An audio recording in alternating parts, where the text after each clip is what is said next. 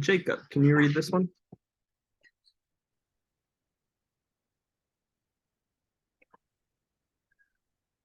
Lambdas.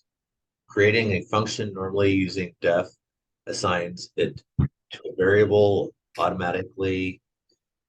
This is different from the creation of other objects, such as strings and integers, which can be created on the fly without assigning them to a variable.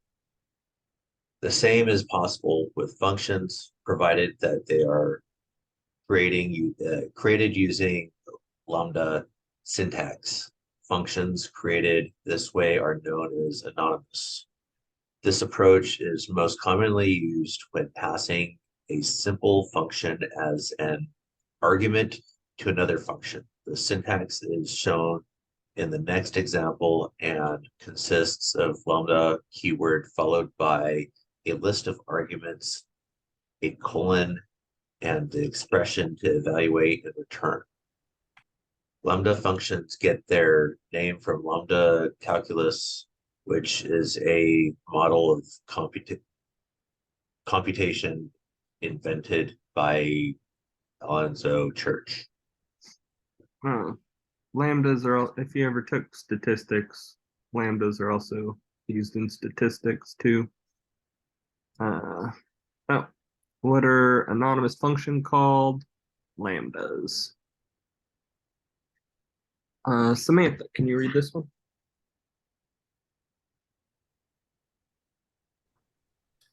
Lambdas. Lambda functions aren't as powerful as named functions. They can only do things that require a single expression, usually equivalent to a single line of code. In the code above, we created an anonymous function on the fly and called it with an argument. Okay.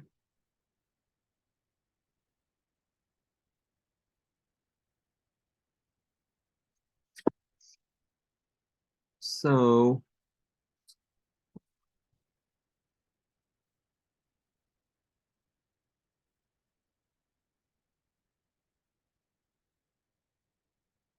is it getting 0?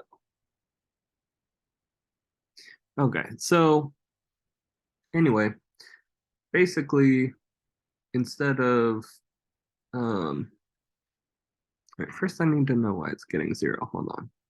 X times, oh, is it because they didn't pass anything into X? Hold on. No, they did. It passed -4. -4 to the power of 2 is going to be, what, -16? Wait, negative times negative is positive, right? Anyway, it totals out to 0. I don't want to do the math. I trust the computer that it equaled 0. But anyway, so forget the math part. Long story short, so this would be the way to create a normal function. This is what we've dealt with before, right? And we have it return what we want. So in this case, x squared plus 5 times x plus 4. And apparently it equals 0. But the lambda way, so since this is such a short line of code, it's just like one line, you're not doing a lot with it. You can do the same thing by passing in a lambda, or by using a lambda, and it's just the same thing, but it's just one line. Any questions on that?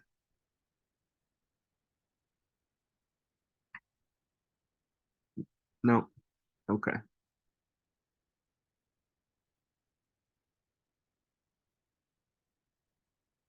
All right. Answer the next question.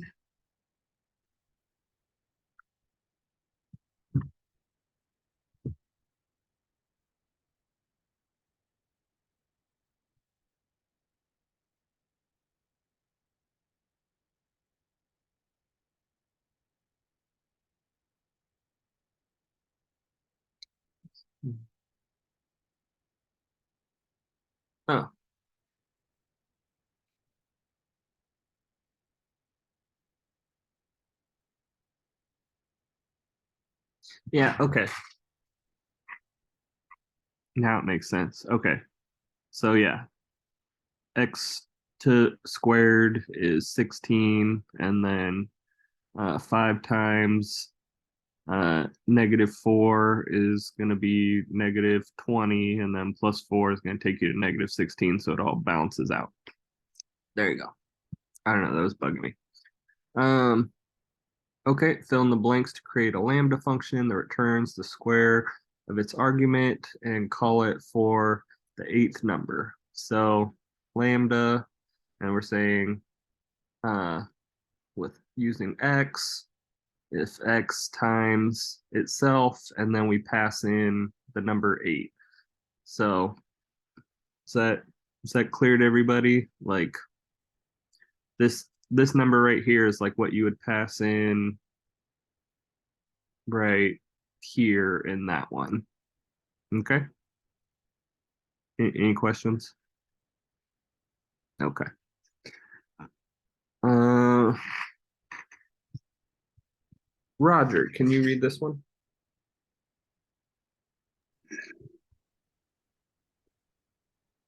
Lambda functions can be assigned to variables and used like normal functions. Example.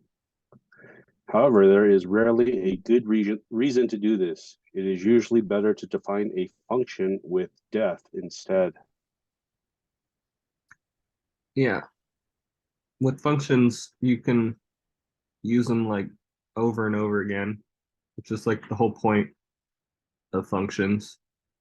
But anyway, uh, go ahead and work on the practice and raise your hand once you're done.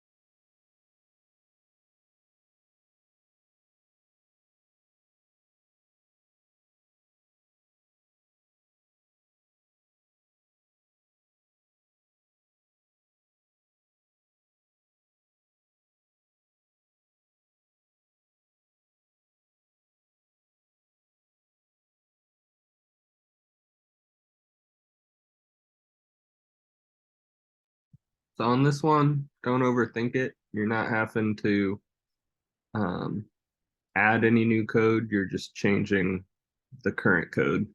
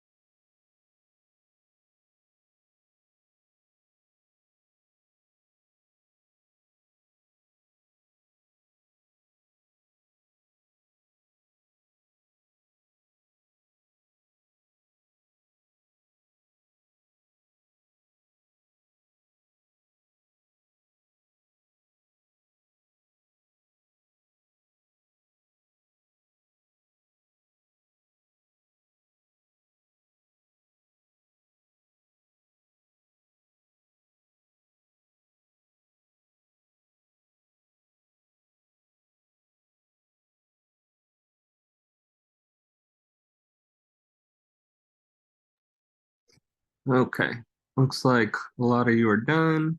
So, Mark, can you go ahead and do share screen and share your answer?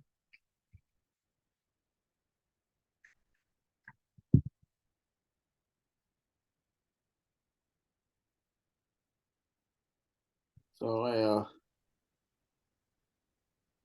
for the sample output was for three cubed or squared. So I added it an extra time just to change it to a 3.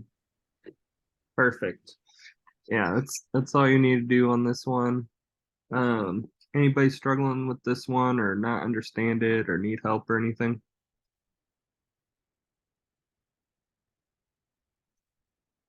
Okay. All right.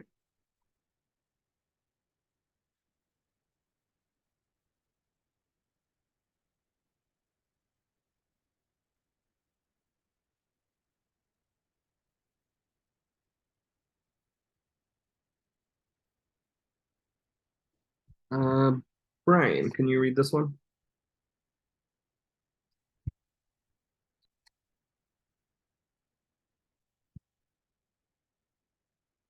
Brian Anthony, can you read this one?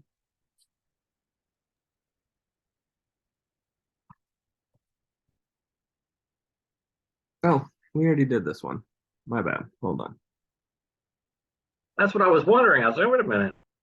Okay, so the answer to this one, 13, because so we're defining our variable that we're going to be using is x. So, and then x times 3. So then we use that function triple x times 3, and we get 9, and then we're using x and y, defining two of our variables here, and then we're using it for this add function, and we get so we had 9 and then plus 4, so we get 13.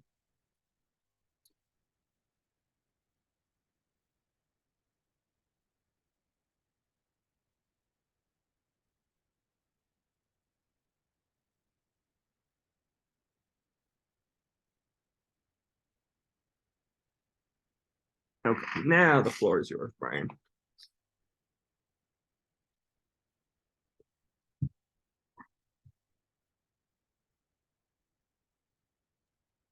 Map.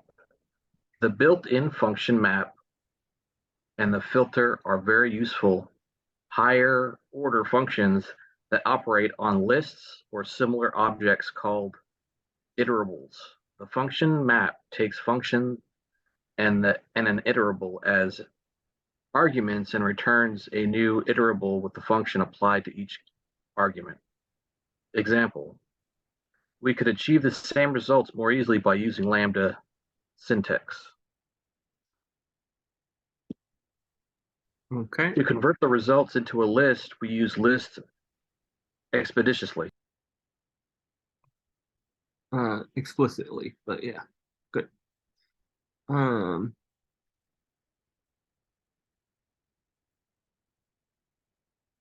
So we've got with map, we've got our add 5 function and then nums. So basically, so if you remember map and filter from JavaScript, probably.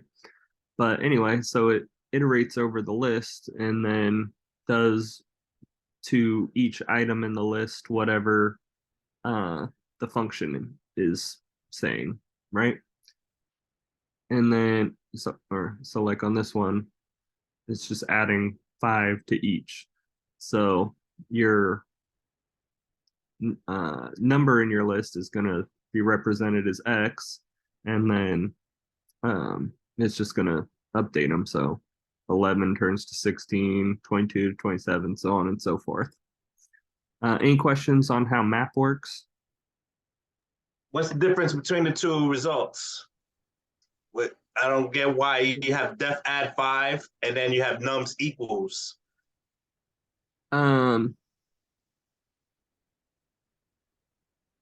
Say that again. In one example, this example here, the one you're on, you have def add 5 to open close parentheses x.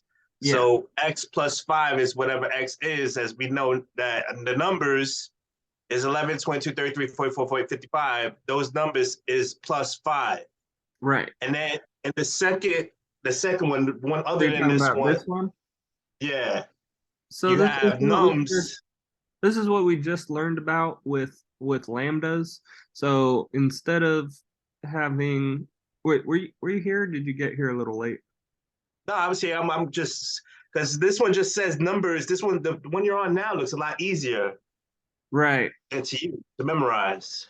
Right, because is it's using a lambda and And the they're syntax. just, yeah, just shorter one line code, right? So Uh, we're using the lambda, which is just x plus 5, and then we're still passing in nums to the map because see in this parentheses we've got both the lambda and then comma nums, so we're passing this in. So it's the same thing as using map, except instead of using a regular function, we're just using a lambda, which is the thing we just learned about. okay.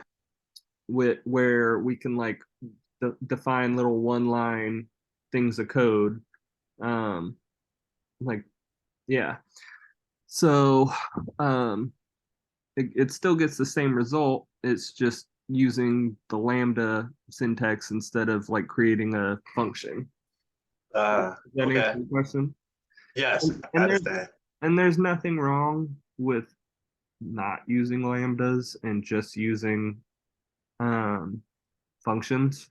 Like Uh, that's what I that's what I usually do because I I don't know. I like functions. It's just what I use. Um, but you do need to at least understand it so that like when you see it in other people's code, because you're going to be working with other people and they may use a lambda. So it's good to at least understand it, even if you no, don't use a lambda. So do you understand how the lambda works though? yes, yes. Okay, cool. Yeah, so basically, long story short, whatever's in here is the code that's going to get executed, and you're just defining your variable here and then passing in the number here. So, okay. Thank you. Yep. Go ahead and um, answer the next question.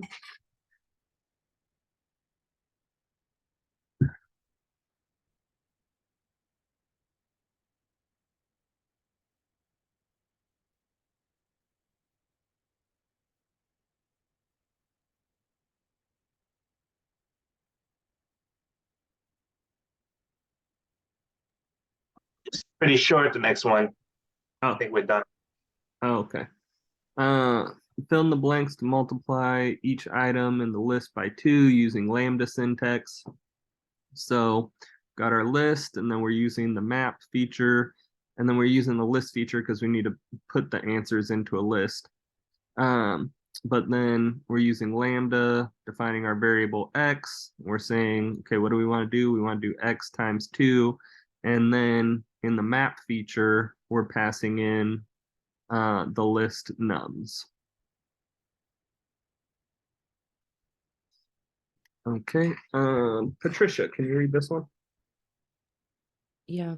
Filter. The function filter filters an iterable by removing items that don't match a predicate, a function that returns a Boolean example, and then like map, the result has to be explicitly converted to a list if you want to print it. And then filtering, output a list that contains only the names that consist of more than 5 characters. Okay. So with this one, so remember the x floor 2 equals 0. So if it's divisible by 2 and does not have any remainders, then that's basically our parameter, right? Well, we go through it, then our filter, so our map just applies it, right? But our filter says, well, if it doesn't meet this standard, then we're gonna get rid of it, right? So, makes sense, the word filter, you know what I mean?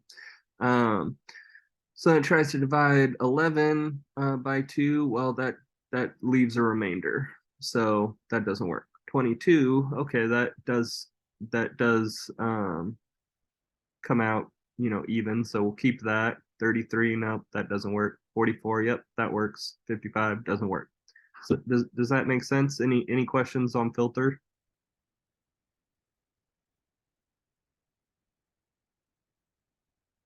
Okay.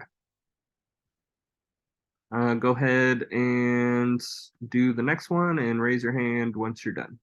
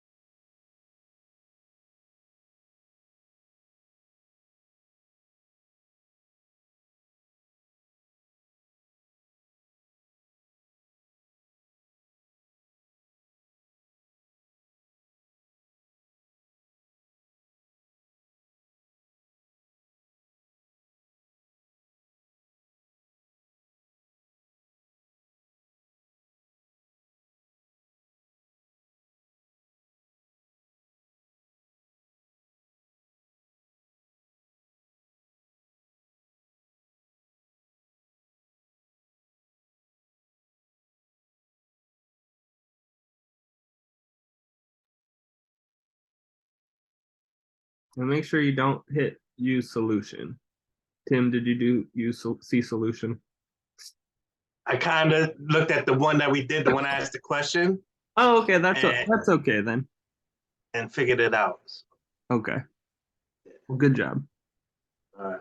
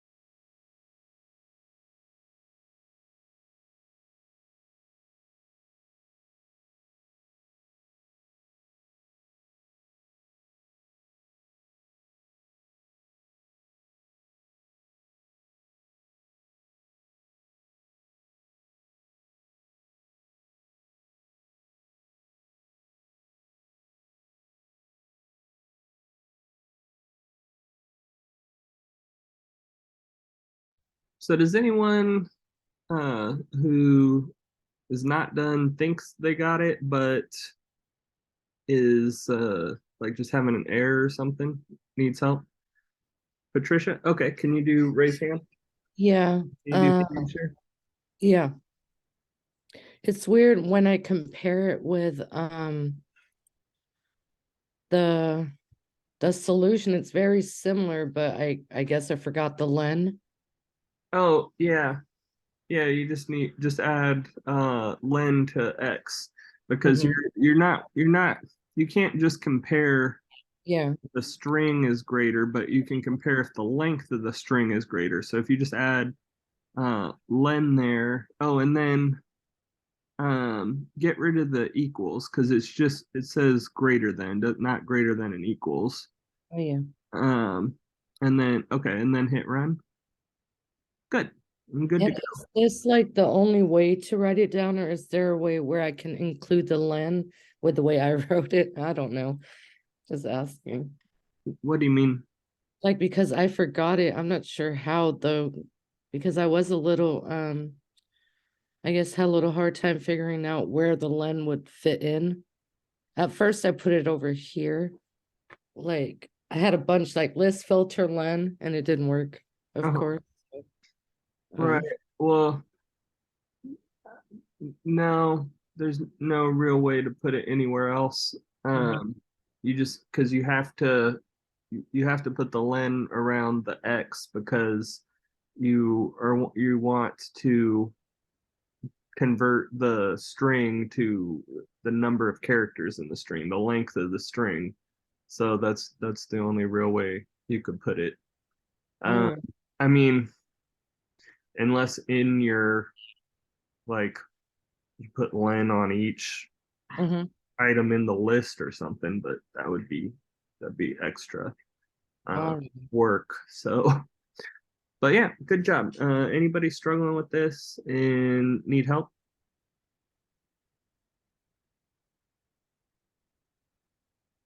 Nope. Okay.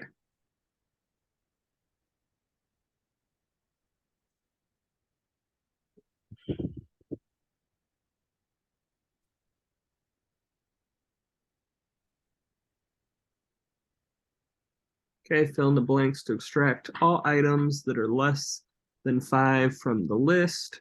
So we've got our list. We do filter lambda if x is less than 5.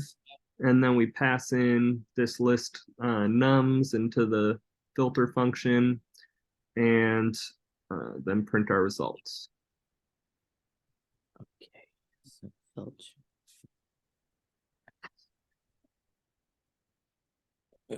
Mhm.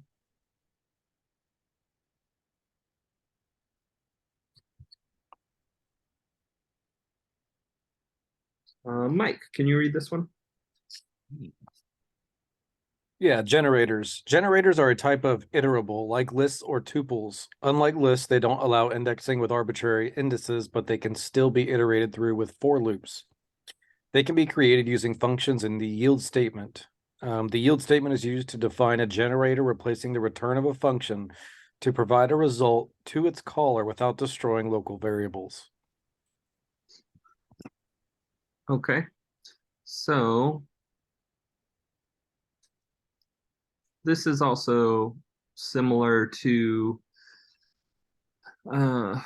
with JavaScript generators. But anyway, so this can keep going, right? Um, and basically, it's like pause, right? It's yield. They could call it pause, and that would make more sense. Um, but anyway, so like it goes through the list, and once it gets to the yield statement, it returns a um it returns your answer. So like in this case, while I is greater than 0 and I is 5, okay, yield I because the first one's I.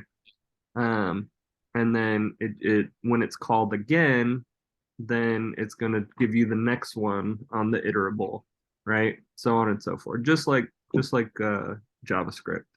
Question. Yes. That -5, I'm sorry, the minus equals. If it were plus equal, would it be different?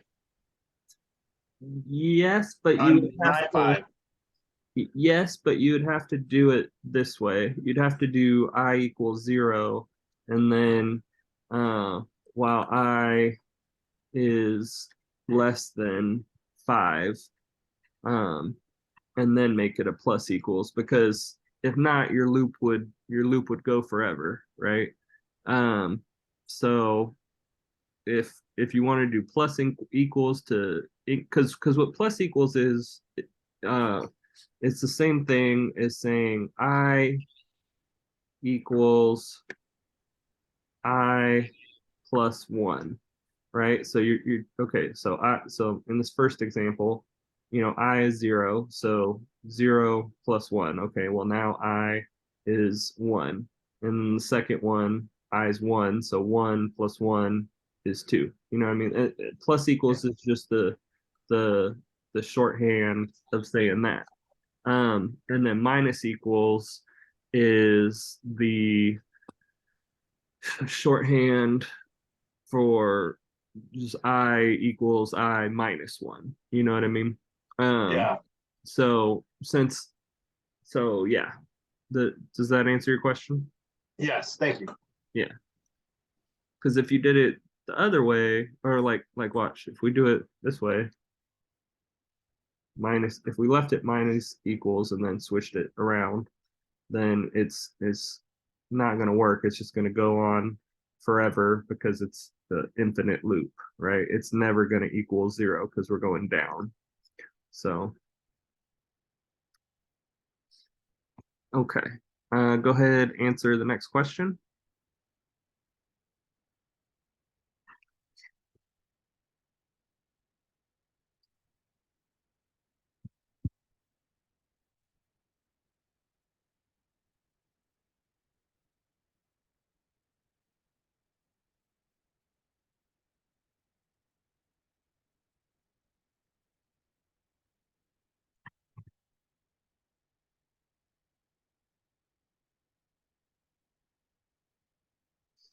What statement is used in functions to return them into generators?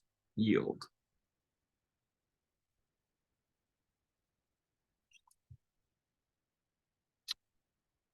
Peter, can you read this one?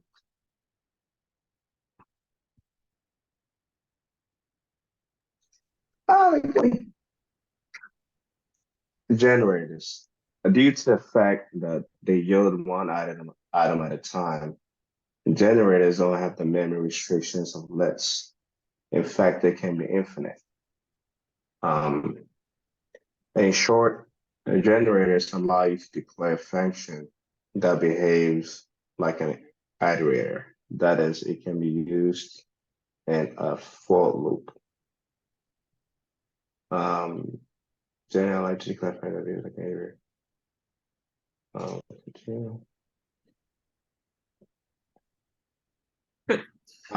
Yeah. All right. Well, go ahead, answer the next question.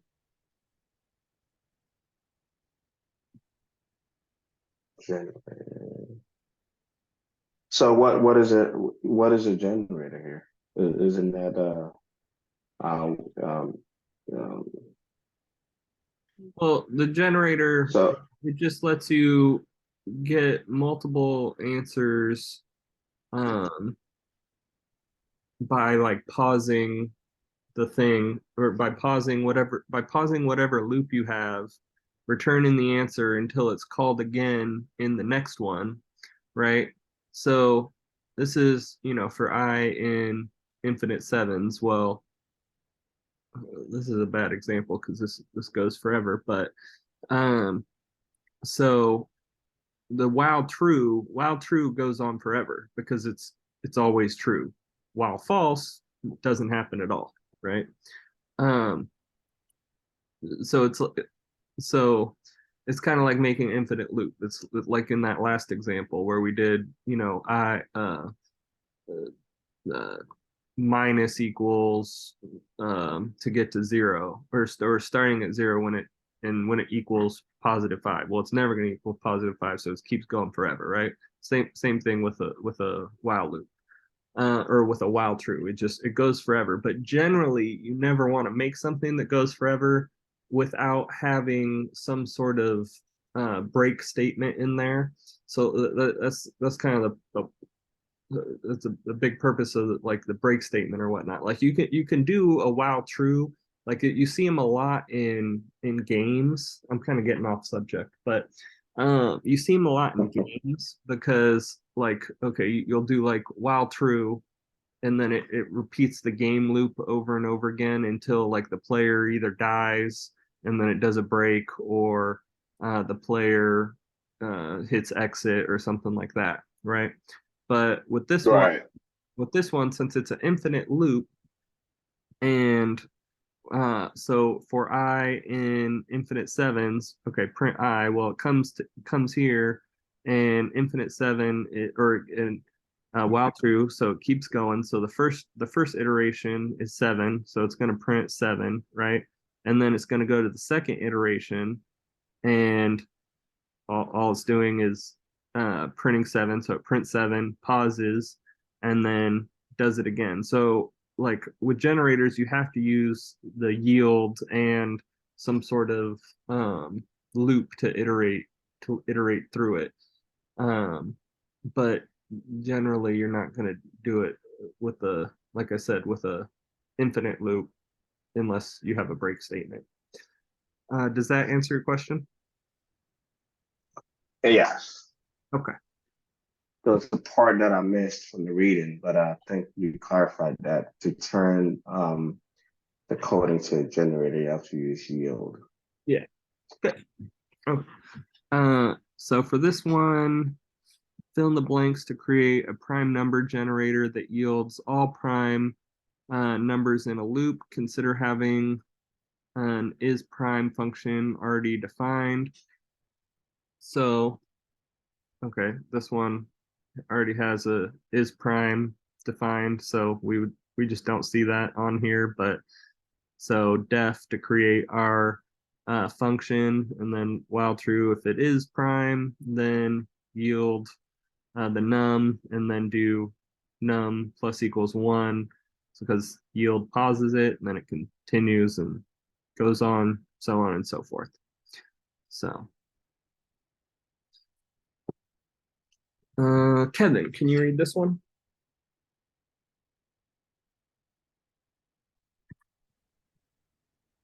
Generators. Finite generators can be converted into lists by passing them as arguments to the list function. Using generators results in improved performance, which is the result of the lazy on-demand generation of values, which translate to lower memory usage. Furthermore, we do not need to wait until all the elements have been generated before we start to use them. Okay, so in this one, it's the same thing. We've got our yield statement, except in this case, the for statement is inside of the definition, right? But it's still just yielding one at a time. So numbers we're passing in this 11, so x is 11, so I in range 11 is as high as it goes up to. And then if I, floor 2 equals 0, so if it's an even number as it's going through this list, then it's going to print the number, and we're putting it into the list function. And so once it gets to 11, it stops. Any questions on that? So basically, long story short, you can have your for loop in your function, and it'll still be a generator. Any questions on that? As long as you're using yield. Nope. Okay. Go ahead and work on this and raise your hand once you're done.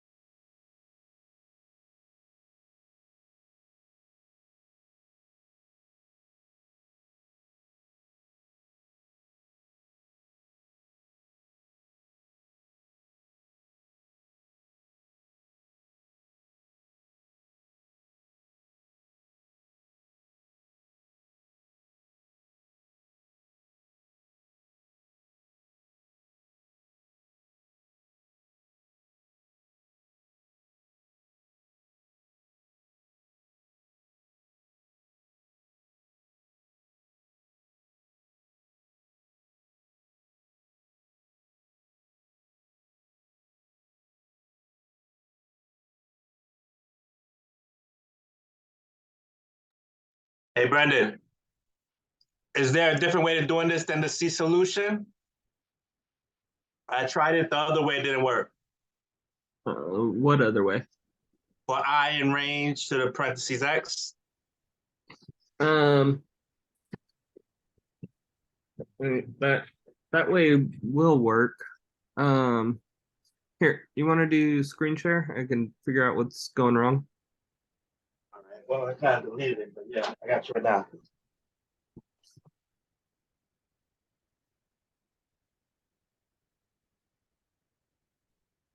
All right, it's as far as I kind of just found this right here. Okay. So if you just first you need to split your text, right? So click to the end of line 4 and hit enter. Okay. So first we need text, or just call it like the split. The dot split or the split like this? One word. Okay. That's just our variable name. Equals text dot split. And then you got to put your parentheses. Yeah, there you go. And then instead of range, if we do for I in the split, DA or the split like this? well, it has to be the same as you put it above, because we're referencing Okay. the variable on line 5. Okay. And then your colon. And then if we just yield I, sorry, on the next line, Okay. just yield I, and you should be good to go. So hit run. Nice. Yeah, because all you're doing there is you're iterating over each of the words, right? Because by doing split, it splits each word into a different list item, right? And then with our for loop, we're iterating over each of the words and returning the um thing, but we're doing it one at a time because we're doing yield. And then on line 8, we're just turning those results into a list. Right. So All right. Yeah, it seemed this was the solution answer. This was the answer I was going to try to use. It never made sense to switch all this around when the answer was already printed like you did. yeah. All right, cool. I was close. All right, try it. Thank you. Yeah.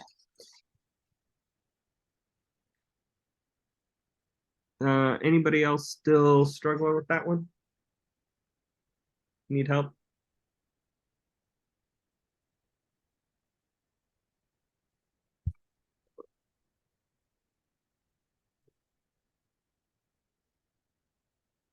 Okay.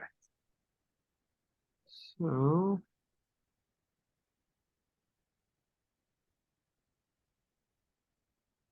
then with this one, what's the result of this code? So we've defined make word, and then we've got word is an empty string that we can add to later, and then we iterate over for ch in spam. So our variable is going to be ch in the word spam, and we're going to add so take word and add the first, as it iterates through, the first letter of each one. So the first one, ch, is going to be s. So it adds that to word, and then we yield word, and the current word is s, and we're making a list out of it. So it's going to turn out like this. So it's first going to be s, then it's going to add p to it, and then a, and then m. Any questions on that? Okay.